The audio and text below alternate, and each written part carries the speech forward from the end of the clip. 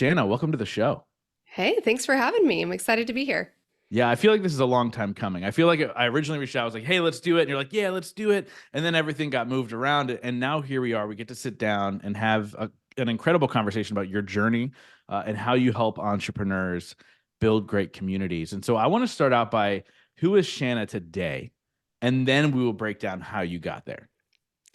Yeah, I feel like first and foremost, like I am a mom and a believer, and for me, creating thriving communities is a huge aspect of just my personal life. Like I'm somebody who believes that we become better people when we are in strong community. So I'm an advocate for that in-person, personal life, online, helping entrepreneurs in that space, and mainly in my home. Honestly, like my whole reason for starting my business and everything that I've done is to cultivate an incredible community in my home. And that's really the journey that we're on. Yeah, let's talk a little bit about that. So, what was it about community, building your own, and then helping other people build their own communities? What was that draw? Like, why did you have that kind of nudge in you? And because, like, I saw this shift a number of years ago, and I want to say it was right around COVID, where there was this massive shift of going from do a webinar and collect email to no, build a community and nurture relationships. Were you part of that whole thing? Were you pre that? Like, what was your nudge into this world? Yeah, so I actually first spoke about online communities in 2008. So Oh, very, oh my very God. So pre. very super early. Yeah. Yeah, very pre. I was giving talks on how to cultivate community in virtual reality worlds like Second Life in order to grow your business. So honestly, way too early in it because a lot of people weren't on board, but I had this incredible ability to work with a large academic medical center and they bought into the vision and we created communities for their cancer center, their life flight, their children's hospital. And that really got a lot of national attention. So then I was teaching and training a lot of hospitals and physicians on how to do this. So did that for a few years. And then I started my own consulting company in 2012, going full time in that, which was a huge leap of faith, but obviously worked out really well since we've been in this for over a decade now. And we started with the marketing angle, telling businesses we were going to take what they were doing in traditional marketing and help them merge that online and connect with their customers and their audience online in a new way. And that really allowed us to just get experience there and then ultimately niche down to who we serve now, which is really membership owners, people with group programs, that recurring revenue, because community is so important to them because it's a direct tie to keeping their customers and having a strong retention. Yeah, and I mean, I'm an avid believer of community. Like people ask me all the time, like, how do you sell at your events? How do you do this? How do you do that? I go, I've just built a community of like-minded people who want to support each other and lift each other up. And if it weren't for the community that I built in that safe space, like I wouldn't be able to sell anything. I wouldn't be able to have these events. It's just such a powerful tool. Now, you'd mentioned something about how you started in the virtual reality world. And we're going way back in what virtual reality was compared to what it is now. Where do you see community building going now that virtual reality is becoming more apparent, right? I know that my stepson is constantly in the basement on his VR, and you have Apple coming out with their VR goggles. What's the future, and what can we expect as far as community growth in the virtual reality world? Yeah, first, just I love that you're passionate about community. And I think so many people don't see the value of it until we talk about it out of the context of business, which is really what I've studied is communities of old, right? Before online. And what did that look like in my personal journey of not having a community when I went through a traumatic event and needed it the most? And then how having community really shaped me and helped me become who I am today. So that when people really think about it, not in the online community, which is, community is not a Facebook group, although that's what everybody teaches you. When you Yeah. start to think about it, your own journey and how community has impacted you, that's when you really start to see the value of it. And I think where we're headed with the AI space is that that actually is becoming more and more important. So, what we're finding is that information is no longer the highest value in your program. So, how can we do things like leverage AI? A lot of community people are afraid of it. I actually think it's a great asset when leveraged well. How can we leverage AI to make connecting people even easier? How can we take the mystery out of essentially walking into a virtual room of hundreds or thousands of people and trying to find your people within that group? how can we make that super easy and say, hey, you're interested in these things, or you have this kind of business, or you're in this state. You should also know Justin and Shanna and Sally and Bob who have those things in common. So AI can actually give us the ability to make creating connections really easy. And the genius of all of this is that in having a community can't be replaced by AI. There's no way. All of these different aspects of community that we love, that feeling of belonging, it's never going to be replaced by AI. So if you have an information only business where you're just spouting off information, you're just giving people more training, that will be easily replaced soon because they can find that in ChatGPT. They can find that in so many other places. But what's really going to make it unique is when you leverage community to help them get results with the training that you're giving them. Yeah, 100%. I mean, I feel like, I very, very rarely take on one-on-one clients anymore, but when I do, the whole time I'm thinking like, you can just literally everything you're asking me, you just Google, like, Right. and the answer is there. Like, we live in an information overload kind of world, and so when I create my events, I say this very thing. I go, look, you're gonna remember 5% of what you hear on the stage. Like, what you're gonna remember is how you felt and who did you connect with, right? Like, it's literally bringing people together where you can go, okay, we're going to now build our own communities within this. So I love how you view it from the outside perspective of entrepreneurship, right? I want to talk a little bit about kind of your journey, and your moment of like, well, I have no support system. I wish I did, and now I want to teach other people how to do that. Why was that such a big thing for you? Yeah, it's fascinating because it took me a long time to like realize that gap because I was 13, I was in eighth grade when sort of my life got turned upside down. I went from, captain the cheerleading squad and like straight A student and all of these things to the girl whose dad was in prison for abuse, whose 16-year-old sister was pregnant, Mm. whose mom was suffering from depression. So that to me was a time when somebody needs community the most. But um, probably strategically on my father's part, we really lacked community. We lacked those kinds of relationships. And what I saw was really a breakdown in my mother, who didn't have that kind of support. And then when I went to college, I wanted to go where nobody else was going. All my friends were going to the University of Tennessee because that's just what you did where we were from. And I was like, no, because I'm going to go somewhere where nobody knows me. I don't have to be known by this horrific story anymore.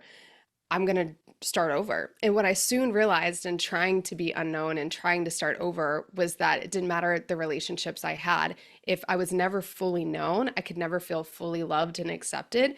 And it really impacted my ability to find community. So when I started opening up, when I started sharing my story, when I started diving deep into various communities and really feeling the support of that, I was able to unlock a side of myself that where I was able to show up fully in the world like I never had before. And that's what I want for other people, right? That's what I want uh, us to be able to create as business owners, whether online or in person, or even just in a small container of an in person event, for us to be able to give people a place where they can show up fully, where their gifts are seen and recognized, where they can make progress in their life and be celebrated for it, where they can build relationships with people like them that before in their small little town of North Dakota or Wisconsin or wherever they are, they can never find somebody like them. Now we have the internet and we can create a place where they can feel seen and they can feel not alone. That is so cool because then when people show up more fully, they show up more fully in their homes, which makes better families. They show up more fully in life, which gives us more, entrepreneurship and innovation. So there's so many good things that come from it. But I had to go through seasons of not having that, seeing how that impacted how I showed up in the world, and then getting that in my life and being like, whoa, this is like a night and day difference, Shanna. What's the difference? Oh, yeah, I feel known. I feel loved. I feel supported. I have these people in my life. Yeah, I love that. And I remember when we first connected, I mean, I don't even remember how long ago it was when we connected on a Zoom call just to catch up and get to know each other a little bit. And you shared that part of your story to me. And it kind of had me come to the realization, because obviously, my dad spent some time in jail right around the same age. I was 16. And it became a big secret, right? I changed schools. We didn't talk about it. And I was like, okay, I'm going to hide this. I'm going to start over. And then when I was 20, I remember coming to a breaking point moment where I felt like I was living a lie, and I just started to like open up about it a little bit more. And some of my relationships at the time kind of fell apart, but there was so much acceptance of myself at that point that didn't matter. And then I was able to go grow my own community of people and support system from that standpoint. So how important is it for people if they want to become a part of a community or they want to start their own? How important is it that they find some forgiveness and some vulnerability with themselves before they're able to step into that? Well, forgiveness is like at the core of everything for me. I talk about it a lot because I actually have a restored relationship with my dad, who was an abuser. I have a lot of people in my life that I have to walk through forgiveness with. And he doesn't actually admit that what he did was wrong. He doesn't actually, he's never actually apologized. So people are like, how do you forgive somebody who, Hmm. doesn't apologize? And I'm like, well, I've done so many things in my life. God has forgiven me. And I know that me not forgiving somebody is like drinking poison and waiting on the other person to die. All it does is hurt me, right? It doesn't give me any opportunity for growth or reconciliation or for that person to grow and experience a light that they might not otherwise experience. So if I want to continue to build walls, if I want to continue to feel triggered all the time, if I want to continue to let this toxicity stir and slowly kill me, then I can harbor unforgiveness, or I can just let it all go and say this isn't even my thing to handle. So for me, giving myself that space and giving the space with other people to say, look, I'm going to create some healthy boundaries, but part of that boundary is not just going, you can't come this close to me, you have to stay away. Part of that boundary is going, I'm not going to let what you did or what you said impact me anymore, because we get to choose how much we want that to impact us. And the key to that, the key to not caring, the key to letting it go is forgiveness. And so when you have that experience, community is so much brighter because people are awful. We are all really, honestly, awful people. We do things that hurt people all the time, whether intentionally or unintentionally. And if you walk around as one of those people that you don't forgive, that you have a chip on your shoulder, and if somebody wrongs you or if somebody says something in the wrong tone of voice, you're gone, you miss out on being able to build deep relationships, because depth of relationship comes from struggle. It comes from repair and working through hard things that are bound to happen. So when you've had that experience and you enter into community, you have a lot more grace for yourself, a lot more Mm. grace for other people.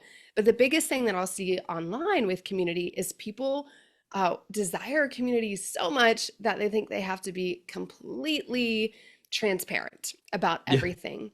And a lot of people talk about authenticity. I talk about that a lot as a really important aspect to creating safety in a community, but authenticity and transparency are not the same. So part of the wisdom that comes as you start to venture into building a community, leading a community, is trying to find the balance between authenticity and transparency.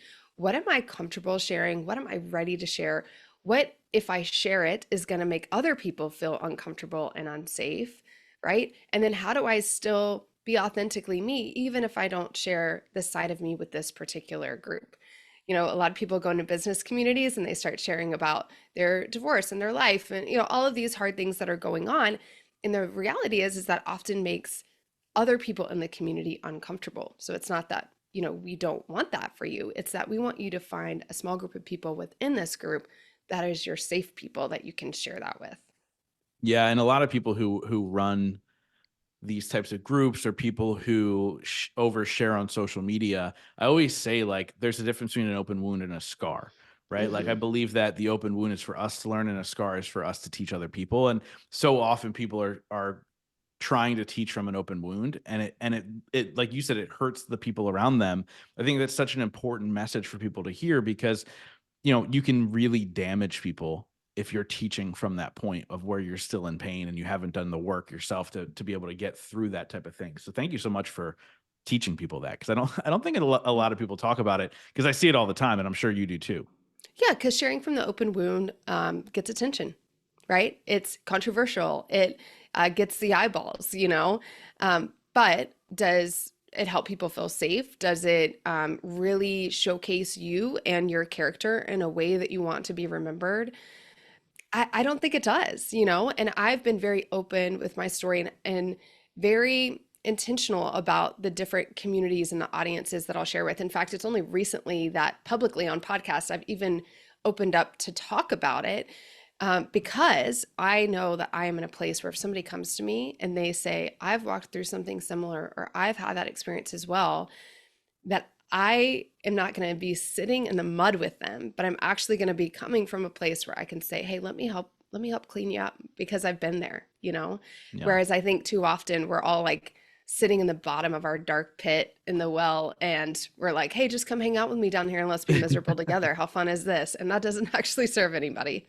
Yeah, the whole misery loves company thing is so apparent. Like as I navigate life from a different place than I used to, like you see how quickly, people that are miserable want other people that are miserable around them instead of doing the hard work because it is hard. So I want to talk a little bit about you bringing a sense of community into your home. I think that's a fascinating way to look at it. Talk a little bit about how you cultivate that because I think, I have a lot of parents that listen to the show and that's growing by the day just because now I'm a step parent. So I think those individuals are going, well, what's Justin navigating at this point, right? So talk a little bit about how you create a community and a safe space at home and kind of use the things that you're using in business to bring that into your home. Well, I've learned this through lots of mistakes. So, when my husband and I first got married, we had a really, really tough marriage, and we spent years in counseling, even in the early days, to strengthen our marriage. And then, as soon as our marriage got strong, God dropped two little amazing surprises in our lap. We found out that we were pregnant with our first, and the next day, my sister called and said, Ashlyn needs to come live with you. And that was my Mm. 13-year-old niece who had kind of lived with us off and on through various trials and circumstances. And so we call them our Irish twins because we got a 13-year-old and a brand new baby in the same year. And in that, it was challenging to figure out what did relationship and community look like for us because we were in two very different seasons of life. We actually struggled to even maintain some really great relationships that we had because people did not understand. They like did not understand what when all of them were putting their little babies to bed and enjoying time as a couple. That's when our 13-year-old needed us. That's when we were walking through hardship and trauma and heartache with her. So our lives looked very, very different. And one of the things that we realized through wise counsel was that identity is the most important thing for kids, and it's the most important thing for adults. What happens often is that we outsource identity to other people. We say, oh, well, they're in Mm. Sunday school, like their Sunday school teacher will teach them that. Or like, oh, they're in school 40 hours a week, then they're in sports. And so it's like they have teachers, they have peers primarily at school that are impacting their identity. They have coaches that they're spending time with impacting their identity. And most parents spend very, very little time with their kids in the grand scheme of things. And so, in walking through that and seeing how a lack of identity was really challenging our 13-year-old at the time, my husband actually was a teacher and made the decision that he wanted for us to craft a life where we could homeschool our kids. There's lots of reasons people homeschool. And for us, it was just really simple. We wanted to be the primary influence in our kids' life. We wanted to be able to help shape their identity. So that decision really led us on a journey of, okay, so what does that make possible if we homeschool? How can we spend time with family? How can we be more hospitable and have people over more because we're not, dealing with 40 hours a week plus homework and all of that other stuff. So that's kind of the life that we have worked to cultivate, where we have an open door policy. We live pretty last minute with people, like you texting each other like extra soup, you coming over and then we're there for dinner and then ultimately we end up having an extended bonfire. We try not to be super regimented around our kids even though we have a lot of them, because for us relationship trumps a 7:30 bedtime or whatever it might be. And what that has allowed us to do is show our kids what relationship looks like. And for me, I actually did not grow up with my parents having people over for dinner. I never saw my parents in relationship with other adults. So I didn't know how to have healthy relationships as an adult. So we want our kids to see us in healthy relationship with other adults. We want them to have healthy relationships with adults. We want them to be having relationships with kids that are older than them and younger than them. We want them to see that we prioritize relationships. And a great example of this is recently we had the eclipse in the US, and we had like 90% in Tennessee, but I had experienced full eclipse before and I was like, 90% ain't gonna cut it. We got to get to 100%. So we took the weekend, we went to Kentucky to visit my aunt and uncle, spend the weekend with them. My mom and my stepdad weren't too far away, so they came over to And then we made the drive to go see the eclipse on that Monday. We took the whole weekend. My son missed two baseball games. My husband is the coach, so he missed coaching those two baseball games. And it was painful for them. They're like, this is painful. They didn't want to miss. They wanted to try rearrange the schedule so they could be there. But at the end of the day, we said, what is our core values here? Is does baseball trump relationships? And at the end of the day, it doesn't. So we prioritized the community, the relationship over the baseball game. And so it's having to make those kinds of sacrifices along the way, whether it's, homeschooling your kids, whether it's not doing three sports and only doing one so that you can have people over for dinner more, whether it's making sure that your family is sitting together with no devices at the kitchen table every night so you hear from your kids. All of those little things start to add up and over time shape the identity of what they value and who they become. Yeah, I love that. And it's funny. Me and my wife watched the eclipse together in Pennsylvania. We didn't chase the 100% coverage, and like for me, it wasn't that important, but it was an opportunity for me to spend time with her.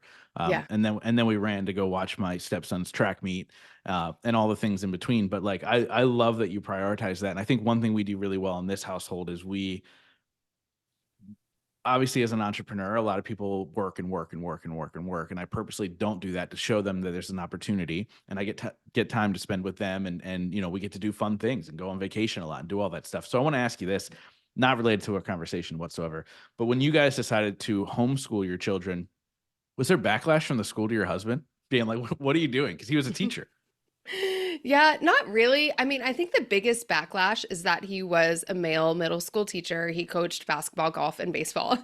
And they were Jeez. like, "What? Where are you going?" And so I there were, it was a lot more people are homeschooling now. A lot more Yeah. teachers are leaving now, post COVID, all of that. But even before, there was a lot of red tape. My husband became a teacher and a coach because he wanted to steward young boys into men. He loved having a relationship with these kids.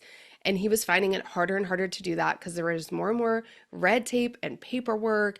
And you have to do it this way. You can't do it this way. And he's like, but I know that this kid, if he's standing up in class, is going to learn better than if he's sitting down. So, like, let's just let him stand up.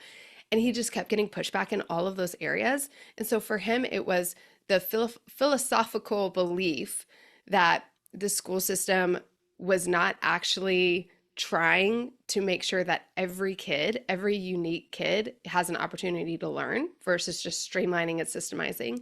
And that he really wanted to shape the identity of his kids. So no, I mean, I think the hardest thing for any dad that is a stay-at-home dad or homeschool dad is that, people automatically assume, like, what's your career? What do you do for a Mhm. living? And the wife stays at home. And so we've flipped that and reversed it in all sorts of ways and had to have some interesting conversations. But, it's created a really beautiful life for us. And I have definitely been the entrepreneur that has worked way too many hours trying to like hit some arbitrary financial goal because somebody says you got to hit seven figures, you got to do this.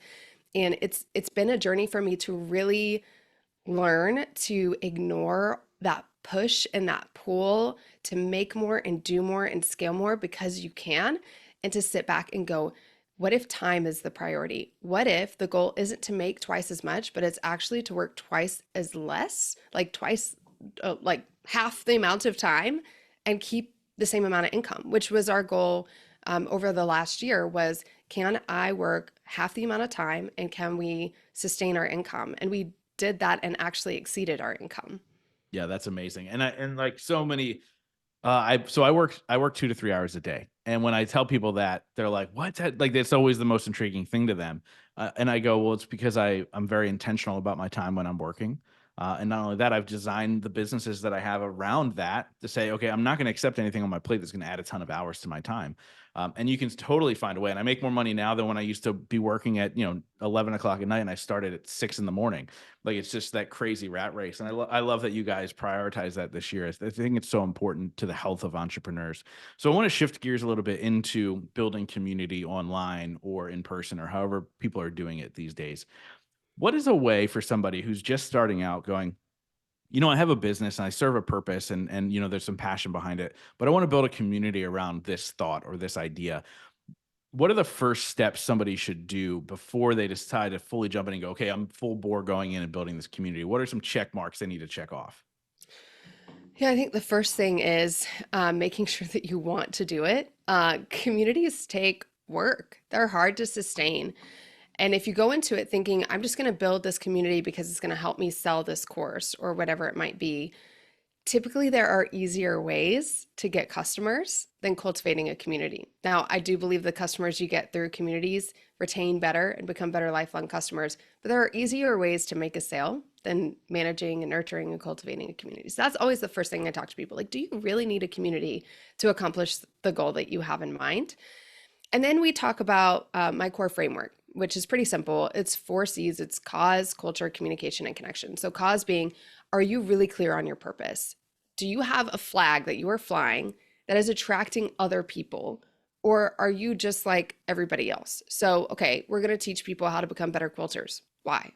Why does it matter? Like, they can learn that on YouTube. So you have to have a very defined purpose for your community that gives people something that they're working towards together. And then the culture piece is all about those beliefs, behaviors, and boundaries. And that's what makes your community unique. And if you don't have an established culture, your community will define it for you, and you will end up not loving your community. You'll be like, what? I don't even want to hang out in here. Like, that's why you're ghosting, because you didn't establish the culture to begin with. And the culture will repel people, and that's okay. The biggest mistake people make is thinking community is all about kindness and acceptance. Actually, it's not. Look at every single community that's ever made any sort of change in the world, and they had a very clearly defined culture and very clear behaviors and boundaries around who they accepted and who they didn't. And then we look at communication, which is how are we going to be regularly hearing from our community, talking to our community, and sparking engagement among the community. It's all of those things need to be happening. And then with connection, we're really talking about honestly safety, space, and scale, which safety is authenticity and transparency. Like, do we have trust and clarity in this community? If you don't have safety, if people don't trust you because you're not showing up consistently, they're going to bail. Because if I can't trust you, I'm not going to share, which is going to impede my ability to feel connected. And then, all the little things of like, where am I going to host my community, which is where everybody starts, is actually the last thing you should figure out, because Yeah. that matters the least. I think about all of the links I've gone to go visit friends or go to an event, and people are like, oh well, I don't have a strong community because it's on this platform. I'm like, well, if your community was compelling enough and unique enough and provided enough value, people would actually go through great lengths to be part of it. Yeah, and I've had community on third party apps. I've had a community in Facebook groups, and they both very much work the same. Like like you said, it is all about how you cultivate and how you nurture those relationships, and viewing it as a relationship, I think, is key. Like you were talking about your 4 C's, and somebody I watched do this very well is Warren Carlisle with Octonation. I don't know if you're familiar with Yeah. him. He literally just had a passion for this, right? That whole idea of like, is this something you definitely want to do? And this passion turned into the world's largest octopus fan club, which now he's partnered with National Geographic on certain projects. And it wasn't about the money for him. It was really about cultivating that community. And I think that's where people miss most. When people come to me and they go, hey, I want to start a podcast, and I ask them why, like, oh, I can use this to make money. You're not going to last. Like, you're just No. not. You have to have a passion for it. And there's so many similarities in building a community and building a following in a podcast. Like, so many, like being consistent and showing up and pouring into them and finding out what they need and giving them more of that. Like, I just love that you teach all this. And so where, as we're looking at building communities, where is your favorite platform? I know you've probably used them all or tried them all. Where's your favorite? Can you even say it? Well, I actually don't even have a favorite platform because I really do think that it's a unique journey. So I just actually have a podcast episode I just released on this that's like how to choose your community platform. And I really believe you have to do a needs assessment first. What do I need for this community now and as it scales? Okay, well, I need to be able to go live. Well, that's going to impact the platform that you choose. I need people to be able to do direct message chats with each other. I need to be able to host video. I need to be able to put people into smaller groups within a group. So those needs are really going to determine, you know, a small group of community platforms that work for you. That's going to eliminate the majority of them. And then we actually go into a platform assessment where we're really rating on a scale of 1 to 3, like how good are they? But the biggest thing that I say for platforms is to look for something established, because there's a new community platform that pops up every single week. I'm like, don't build a foundation of a community on something that's like, a newly funded 6-month-old community platform. And then look at that needs assessment. So there's some really great communities out there. I mean, obviously, Facebook, people hate on Facebook all the time. And like, it's easy. People are there. You know how to use it. They know how to use it. You're probably going to show up in their feed. If you do it really well, it's a pretty simple way to build a community. Now, people have various reasons for not wanting to be on there. And that's fine. If you want to build on another platform, there's great ones. School, Sam and I did a like 3-hour interview together on community. We share a similar philosophy around community, and School is really simple. So I like that aspect. If you're looking for a place to like host content and have some conversation around that content, School is a super simple way to do that. It's really easy to launch and start. But then you look at a community like Mighty Networks, which is a community platform that's heavily leveraging AI, and they're really pushing the AI envelope to help connect people better. And so my eyes are definitely open and going, okay, this is very innovative. They're moving in a really cool direction. A lot of people really like Circle because of, now you can host all of your content in there as well, but because the ability to have different community groups that you can really unlock. They have a lot of features that people love. It's well backed. It's at this point, it's pretty solid because it's been around for a while. But at the end of the day, it comes down to your needs for your particular program or your particular community. And if you're like, I just need you to tell me where to start, then just start on Facebook. Start where people are. That's where they Yeah. spend the majority of their time. So start there. If it creates hindrances in the future, you can always move to another platform. Yeah, I've used Mighty Networks before they have evolved, and I wasn't a huge fan of their platform, which it was fine. It served its purpose for when I needed it, but like I would have like now I'm like, okay, now they're doing some AI stuff. Now I'm intrigued, right?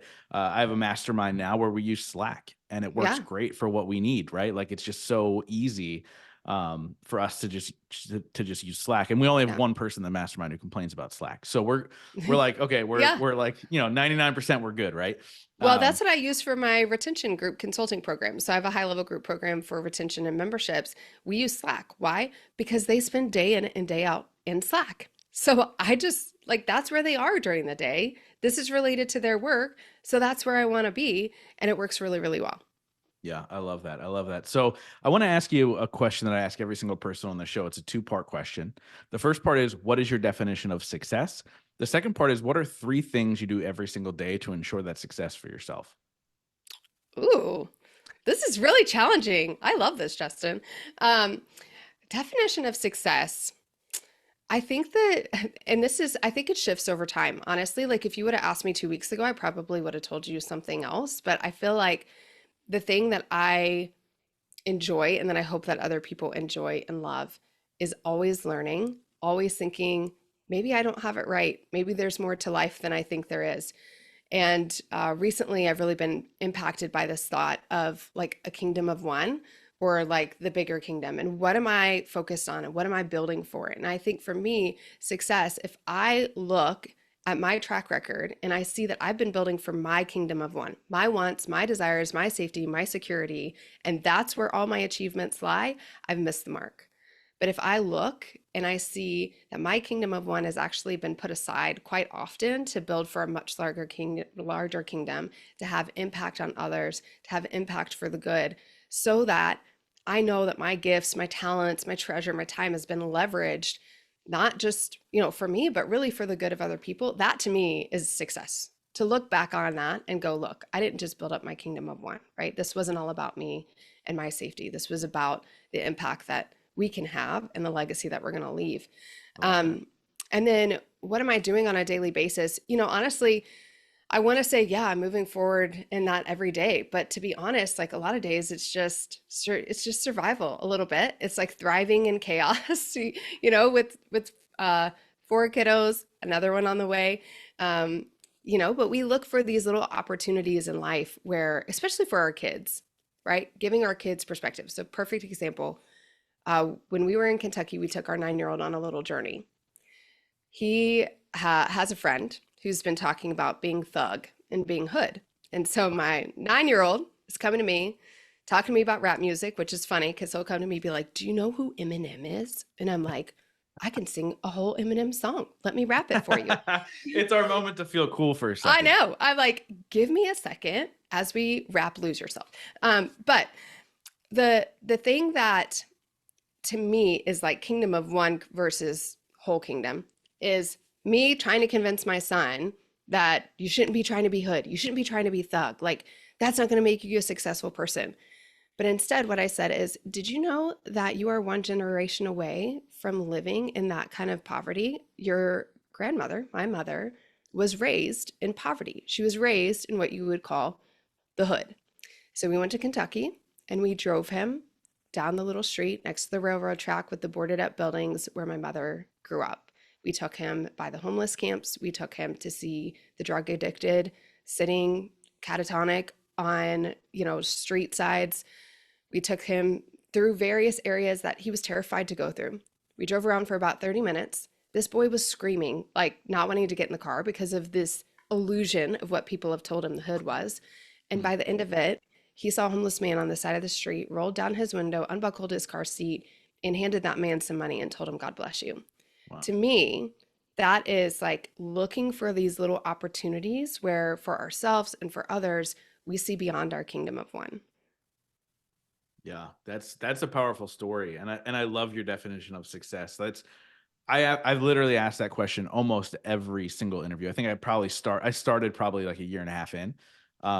I've never heard an answer like that. And so I think that was a phenomenal answer. So thank you for sharing that. So you had mentioned kind of quick in passing, you're expecting another one, but you're also a grandmother. Is Yes. there an odd sense of like, what am I doing here? Like, this is crazy.